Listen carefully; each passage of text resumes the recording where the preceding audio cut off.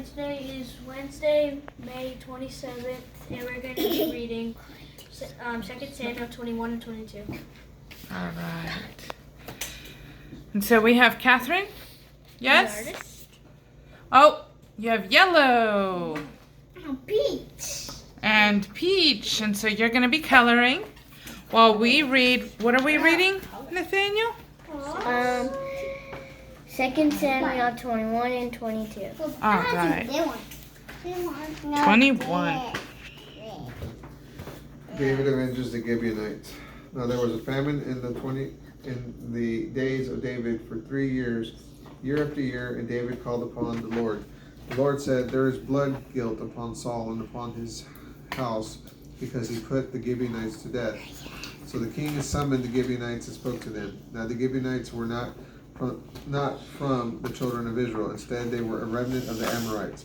Although the children of Israel had made a pact with them, Saul attempted to destroy them in his zeal for the people of Israel and Judah. David said to the Gibeonites, "What must I do for you, and with what may I appease you, that you may bless the inheritance of the Lord?" The Gibeonites said to them, "We have no concern for silver or gold from Saul or his household, nor is it for us to put any man in Israel to death." He said to them, "What are you saying I should do for you?" They said to the king, "Regarding the man who put an end to us and planned to exterminate us from the entire territory of Israel, let 7 of his male descendants be handed over to us, and we will hang them before the Lord at Gibeah of Saul, the chosen one of the Lord." The king said, "I will hand them over." But the king spared Mephibosheth, the son of Jonathan, and the son of Saul, on account of the oath of the Lord that was between David and Jonathan, the son of Saul. So the king took the sons of Rizpah, the daughter of Aiah, Armoni, and Mephibosheth, whom she had borne to Saul, and the 5 sons of Michal, the daughter of Saul, whom she had borne to Adriel, the son of Barzillai, the Meholathite. He delivered them into the hands of the Gibeonites, and they hanged them on the mountain before the Lord, and 7 of them fell together. They were put to death in the first days of the harvest, in the beginning of the barley harvest. Rizpah, the daughter of Aiah, took sackcloth and spread it for herself on the rock from the beginning of the harvest until the rains poured on them from heaven. She did not allow the birds of the air to rest on them by day, nor the animals of the field by night. When it was reported to David that which Rizpah, the daughter of Aiah, that the concubine of Saul had done, David went and took the bones of Saul and the bones of Jonathan his son from the men of Jabesh Gilead, who had secretly taken them from the plaza in Beth-shan, where the Philistines had hung them the day the Philistines struck down Saul on Gilboa. He brought up the bones of Saul and the bones of Jonathan his son from there, and they gathered the bones of those who had been hanged. They interred the bones of Saul and Jonathan his son in the land of Benjamin at Zelah, in the tomb of Kish, his father. They did everything that the king commanded. After that, God was entreated regarding the land. Wars with the Philistines. Now, once again, there was a battle between the Philistines and Israel. So David went down and his servants with him to fight the Philistines, and David grew weary. Now Ishbi-Benob, who was among the descendants of the giant and was girded with new weaponry, had a spear weighing 300 bronze shekels, and had said that he would strike David down. But Abishai, the son of Zeruiah, came to his aid. He struck down the Philistines and killed them. Then the men of David made an oath with him, saying, "You shall no longer come out with us to battle, so that you do not extinguish the lamp of Israel." Now afterwards there was again a battle with the Philistines at Gob. Then Sibekah the Hushathite struck down Saph, who was among the descendants of the giant. Once again there was a battle with the Philistines at Gob. On this occasion, Elhanan the son of Jair, Oregim the Bethlehemite, struck down Goliath the Gittite, whose spear shaft was like a weaver's beam. Once again there was war at Gath. There was a man of stature who had 6 fingers on each hand and 6 toes on each foot, 24 in number. Now he also was born to the giant. When he taunted Israel, Jonathan the son of Shemaiah, the brother of David, struck him down. Now these four were born to the giant in Gath, and they fell by the hand of David and by the hand of his servants. Chapter 22. David's song of deliverance. Now one day the Lord delivered him from the hand of all his enemies and from the hand of Saul. David spoke to the Lord the words of this song. He said, "The Lord is my rock and my fortress and my deliverer, the God of my strength in whom I will trust, my shield and the horn of my salvation, my fortress and my sanctuary, my Savior, you save me from violence. I call upon the Lord, which is praiseworthy, and I am saved from my enemies. When the waves of death encompassed me, the currents of destruction made me afraid. The ropes of Sheol were wrapped around me, the snares of death were opposite me. In my distress I called on the Lord, and I cried out to my God. From his temple he heard my voice. My cry reached his ears. Then the earth quaked and trembled. The foundations of the heaven rumbled and shook, because he was angry. Smoke rose from his nostrils, devouring fire from his mouth. Coals blazed forth from him. He bowed the heaven as it came down.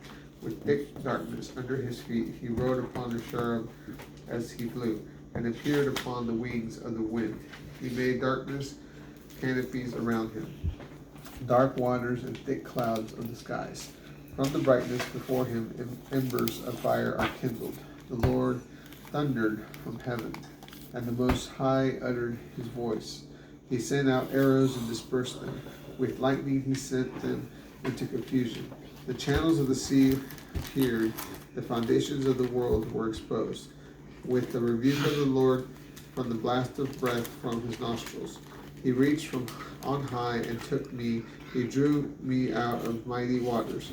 He rescued me from my strong enemy, from those who hate me, for they were stronger than I. They confronted me in the day of my disaster. But the Lord was my support. He brought me to the open expanse. He rescued me, for he delighted in me.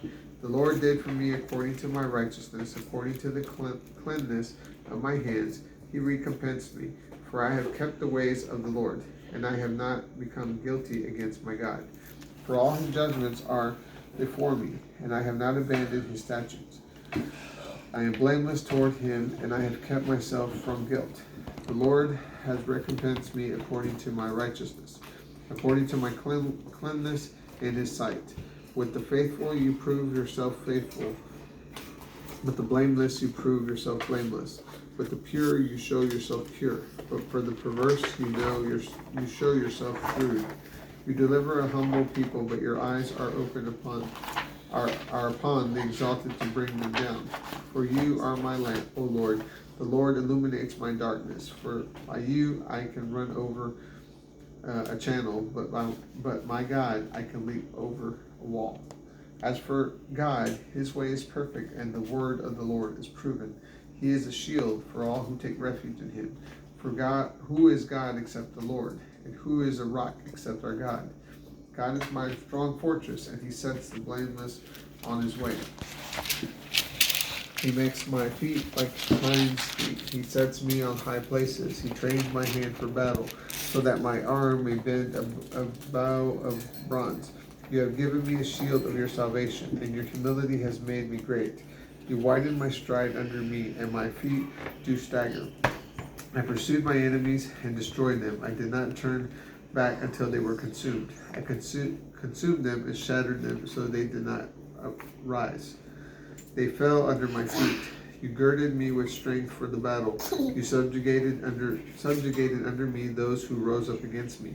You caused my enemies to retreat from me. I destroyed those who hated me. They looked, but there was no one to save them.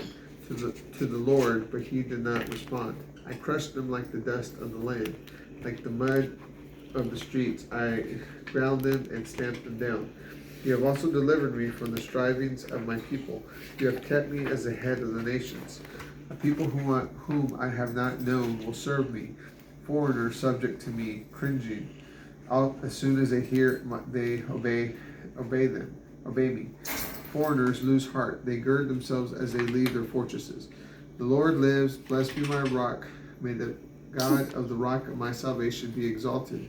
The God who gave me retribution and brought down peoples under me, who brought me out brought me out from my enemies. You exalted me above those who rose up against me. You delivered me from violent ones. Therefore I praise you, O Lord, among the nations. I sing praises to your name. He is a tower of salvation for his king. He acts faithfully toward his anointed, toward David and his descendants forever. And that is 2 Samuel 21 and 22. Bye. Have a great day. Please subscribe. Hope you like this video. Please leave a like or a comment.